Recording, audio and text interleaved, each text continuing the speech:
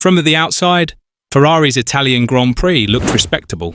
2 scarlet cars crossed the line inside the top 5. The Tifosi roared from the grandstands, draped in red, celebrating what seemed like a solid home result. Lewis Hamilton and Charles Leclerc had fought hard, pushing their SF25 machines around Monza's legendary curves. To the casual fan, it looked like a weekend of resilience, a sign Ferrari could still stand tall against McLaren and Red Bull.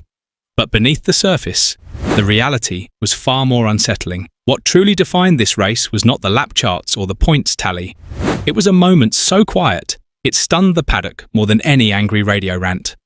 In the final laps, when Ferrari needed Hamilton's famous input, when they expected his voice to cut through the noise with strategy calls and tyre warnings, he went silent. This was not fatigue or surrender. It was deliberate, calculated and louder than words. The silence became a message that echoed inside the team trucks. Ferrari thought they had pulled off a respectable showing at Monza, but for those close to the action, the truth was brutal. Hamilton's shocking radio silence revealed all was not well inside Maranello. The engineers could see it, the insiders whispered it, and even Leclerc's guarded response after the race could not cover the unease. What the world saw as a top 5 finish was, in reality, a warning flare. That silence at Monza becomes even more powerful when you look at the numbers. Sector data told a story the results sheet hid. In Lesmo 1, Hamilton carried 187 km per hour, while Lando Norris in the McLaren held 195. That gap of 8 km per hour stretched across 53 laps meant nearly 22 seconds lost. By the time tyre degradation kicked in, the deficit was magnified further, making any hope of a podium impossible. This was not Hamilton failing to deliver. His telemetry showed his steering inputs were cleaner and smoother than Leclerc's through corner entry. He was bleeding less load into the tyres, asking less of the car. The execution was there. The issue was the machine. The SF25 refused to stay stable. As the fuel load dropped, the rear, becoming nervous through medium-speed corners. Ferrari's aggressive rear suspension setup, aimed at gaining agility, only unsettled the car everywhere else. Tyre wear appeared earlier than predicted, and aero choices produced inconsistent downforce that robbed confidence. At Mercedes, Hamilton built his reputation not just with speed, but with his voice.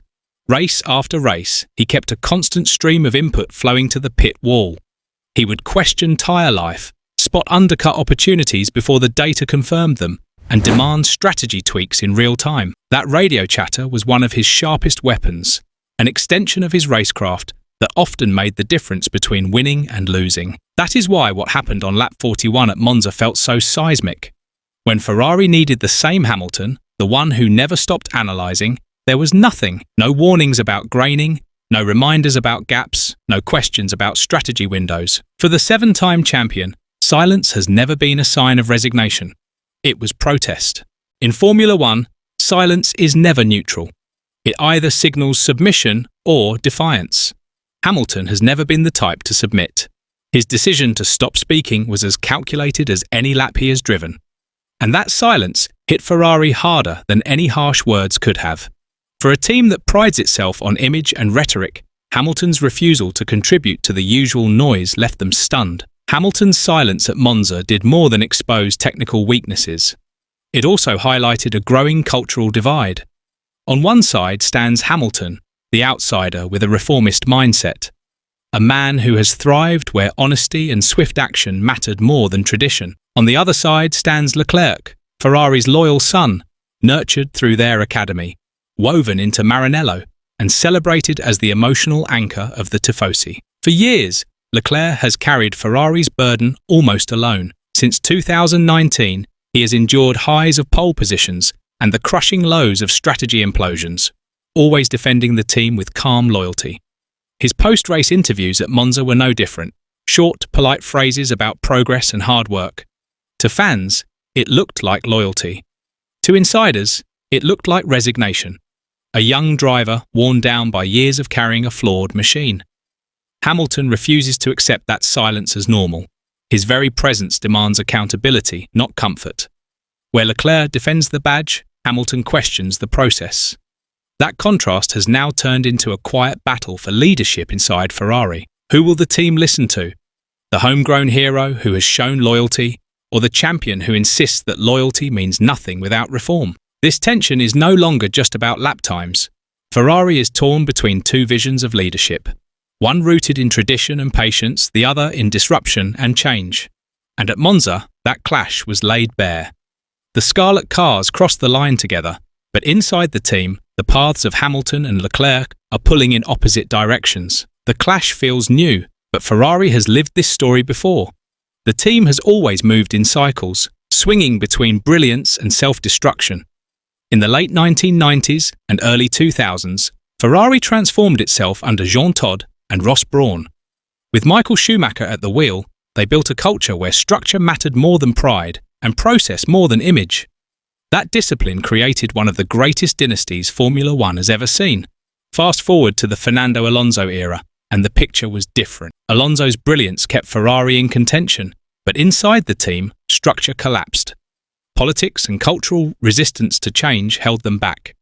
Alonso dragged underperforming cars onto podiums, but he could not drag the organization into a new era. That cycle of wasted potential became the defining memory of his time in red. Now, Hamilton's presence has revived those ghosts.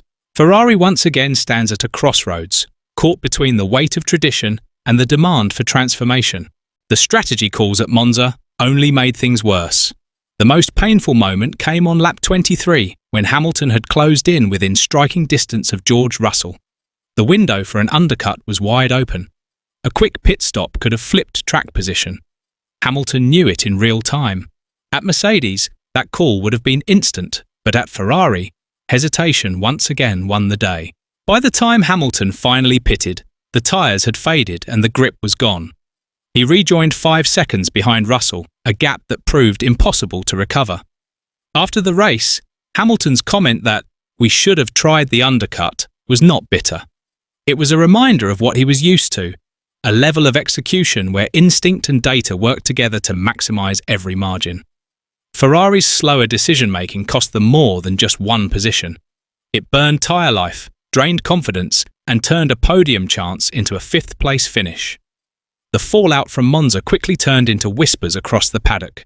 Insiders spoke of a civil war brewing inside Maranello, a struggle not just over speed but over control. McLaren engineers joked Ferrari were fighting ghosts rather than cars. Even Red Bull, searching for consistency, sensed opportunity. They know when Ferrari turns inward, the championship fight slips away. Hamilton's silence was the spark that made those cracks visible. By refusing to cover Ferrari's mistakes with radio chatter, he forced leadership to face uncomfortable truths. His reputation gave the gesture weight, and suddenly, every conversation revolved around whether Ferrari had the humility to listen. Caught in the middle is Charles Leclerc. For years, his quiet loyalty was seen as a virtue. But now, silence looks less like strength and more like complicity. When Hamilton raises the alarm and Leclerc defends the badge, the contrast is impossible to miss. What unfolded at Monza was more than a disappointing strategy call. It was the opening act of a deeper conflict. Ferrari's greatest rival may not be McLaren or Red Bull. It may be the battle inside their own garage. The deeper you look, the clearer it becomes that Ferrari's challenge is not just about building a faster car.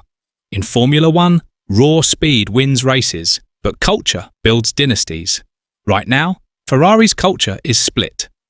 On one side is Hamilton, the champion who represents reform and disruption. On the other is Leclerc, the loyal figure who embodies tradition and the Tifosi's spirit. This divide has left Maranello at a crossroads. Do they lean into Hamilton's demand for change, trusting his experience to rebuild their DNA? Or do they stay anchored to Leclerc's loyalty, holding on to continuity and heritage? All roads for Ferrari now lead to 2026, the year Formula One will reset its regulations. For Ferrari, this is more than just another car project.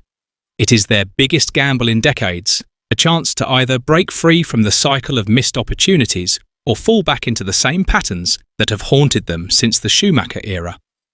Whispers suggest Hamilton is already leaving his fingerprints on the 2026 design. His years at Mercedes gave him rare insight into how to shape a car for speed, adaptability, and dominance. The question is whether Ferrari will empower him or cling to tradition.